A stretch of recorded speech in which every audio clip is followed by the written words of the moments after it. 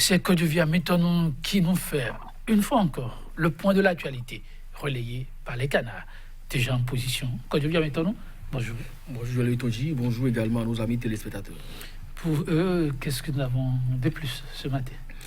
On va parler culture, on va parler politique, on va parler également assainissement des finances publiques avec au niveau des collectivités locales des malversations qui sont notées ça et là, sans oublier que également au niveau national, il y a des cas de dilapidation de ressources publiques et la criette aujourd'hui peut quand même se frotter les mains parce que tout aussi tranquille, eh bien, il y a des ONG qui font le travail donc à sa place, des dossiers sont désormais portés à sa connaissance par des organisations non gouvernementales, dont Social Watch et Alcrer.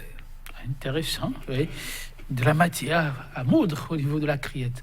Alors nous allons démarrer par... Avec Fraternité, qui pour des questions d'honneur, mais donc en titre ce matin, restitution des biens culturels par la France, c'est bien sûr pour le compte du Bénin.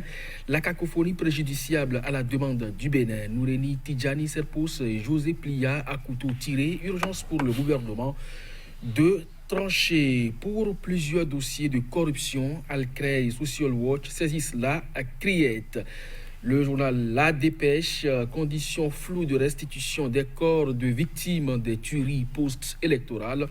Que veut-on dissimuler? Eh bien, les balles ou simplement les auteurs. Vous avez donc à la une du journal les photos qui illustrent bien l'information. Installation du COS Lépi.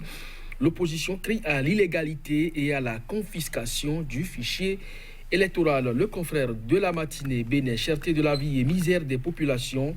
Les populations réclament à Djavon, malgré tout, l'homme demeure populaire et si l'État béninois respectait enfin la décision de la Cour africaine des droits de l'homme et des peuples. Abomey Calavi constate le confrère de la matinée, la corruption de retour sur nos voies, en tout cas les taxis minibus en grève pour tracasserie policière. Le nouvel observateur échauffouré post-électoral à Kadiaoum, Dame Prudence Amoussou, décédée des suites d'une maladie ou tuée par balle. Entre vérité et mensonge sous la rupture, paix à ton âme. Et puis, 8 scandales financiers sous la rupture.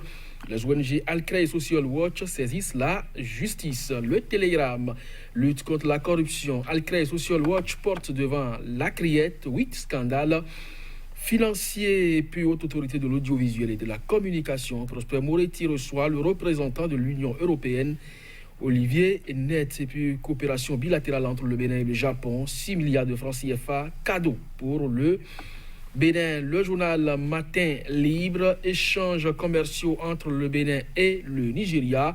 Eh bien, entre le Bénin et ses voisins, le Nigeria ferme sa frontière. Ouida, les CA bientôt suspendus et puis mairie de Toribo-Chito vers la révocation des adjoints au maire, les chefs d'arrondissement attendus demain à la brigade économique et financière. Joël Yetonji.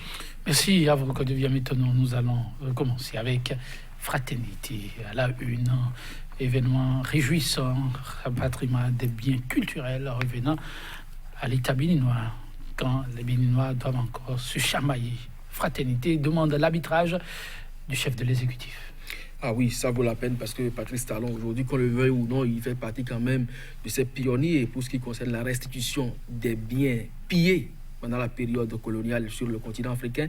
Et donc après son retentissant message devant le président français, eh bien beaucoup d'autres États nous ont emboîté les pas. Je veux parler par exemple de la Côte d'Ivoire, du Sénégal, même du Nigeria à côté. Alors quand ça se passe ainsi, eh bien on doit pouvoir donc encourager le fait. Maintenant, si celui qui est chargé au plan local d'accueillir ces 26 œuvres que la France se propose de nous restituer dans un premier temps, croit aujourd'hui, au mois de juillet déjà, que le Bénin ne remplit pas encore sur le plan d'accueil eh bien les conditions nécessaires et que à l'opposé, celui qui est aujourd'hui est hors du territoire national et qui est donc en même temps, on peut qualifier de médiateur dans cette restitution-là, estime que le Bénin est suffisamment prêt et que c'est seulement lui et lui seul qui peut donc donner le top. Je crois que ça pose problème.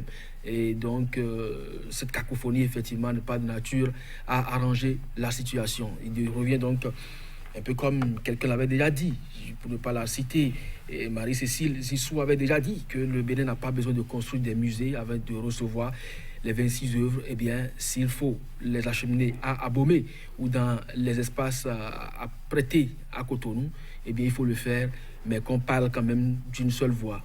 Parce que c'est du Bénin qu'il s'agit et ces œuvres doivent donc revenir de droit au Bénin. Il faut que les uns et les autres puissent donc calmer leurs ardeurs et suivre donc le mot d'ordre parce que le chef de l'État a émis donc la volonté. Il faut quand même que les fils et les filles travaillent dans ce sens-là plutôt que de vouloir plaire à l'autorité et jeter donc de l'opprobre sur cette bonne initiative. En tout cas, quand je viens maintenant, ça mérite plus d'attention. Ce qui préoccupe aussi dans la cité, c'est toujours les questions de gestion de fonds publics. Eh bien, Alcré, Social Watch ont donné de la voix à Fraternité. Bien d'autres journaux aussi en ont parlé. Mais gros titre à la une de Fraternité, c'est encore ce titre. Eh bien, à la criette, Alcré, Social Watch ont dû envoyer le dossier. Oui, je crois que le Télégramme l'a effectivement mis également en manchette pour dire que le cadre de la lutte contre la corruption, Alcré Social Watch porte devant la criette 8 scandales financiers et c'est de grosses structures d'État qui sont donc épinglées, Sobema, Port Autonome de Cotonou, CNSS pour ne citer que celle-là. Donc c'est dire que le riche Togbono, le procureur spécial donc de cette juridiction, la criette, je veux dire, a donc du pain sur la planche ou du grain à moudre cette fois, donc il n'a plus besoin d'instruire quelque affaire que ce soit, ne serait-ce que pour vider au moins ces 8 dossiers. Nous lui souhaitons vraiment courage parce que ce ne sera pas facile et ça, c'est des scandales sous la rupture. Eh bien, je crois que ça ne remonte pas à très longtemps pour donc instruire ces dossiers là. Il va falloir donc juste un coup de main. Donc de toutes les façons, on attend de voir avec quelle célérité ces dossiers seront traités. Et quand on sait donc que depuis peu, le président de l'ONG Alcré est pratiquement vu comme quelqu'un qui porte beaucoup plus aujourd'hui les actions de la rupture et qu'aujourd'hui il se mêle donc à une pareille initiative, donc porter des dossiers de scandales financiers devant la justice. On attend de voir donc l'accueil qui sera donc réservé à ces scandales-là, avec cette criette qui ne condamne pas moins de 20 ans. Quand je viens maintenant, autre sujet qui défraie la chronique, le Nouvel Observateur nous ramène au 1er 2 mai, car restitution des corps, ça a commencé. Alors, échauffourée post-électorale à Kadiaoum, Dame Prudence Samoussou, décédé des suites d'une maladie ou tué par balle. C'est la grosse interrogation. Et la suite, quand je viens maintenant, en vérité, mensonge sous la rupture, paix à l'âme du disparu, disent carrément nos confrères. Oui, c'est malheureux. Je crois que tout ça aussi renvoie à votre introduction pour le débat de tout à l'heure. Lorsque vous avez vu, les images ont circulé. Elle était pratiquement sanglantée, et sa fille qui pleurait. Et nous avons appris quelques jours après que son dossier médical a même disparu au Centre national hospitalo-universitaire Hubert Koutoukou-Maga et qu'aujourd'hui, quand il est l'heure de restituer son corps à ses parents, on estime qu'elle a succombé des suites d'une maladie.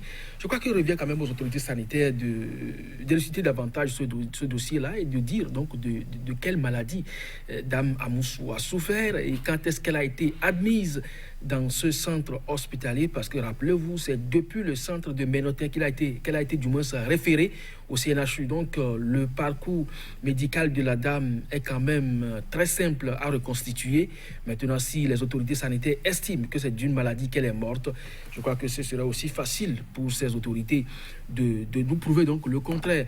De toutes les façons, entre mensonge et vérité sous la rupture, je crois que cette affaire va crever l'œil. C'est sûr que devient m'étonne. Autre affaire qui déjà crève l'œil, les relations de bon voisinage. Ce matin, le livre nous amène à la frontière bénino-nigériane. Le Nigeria nous apprend, nos confrères, nous apprend matin livre, ferme sa frontière.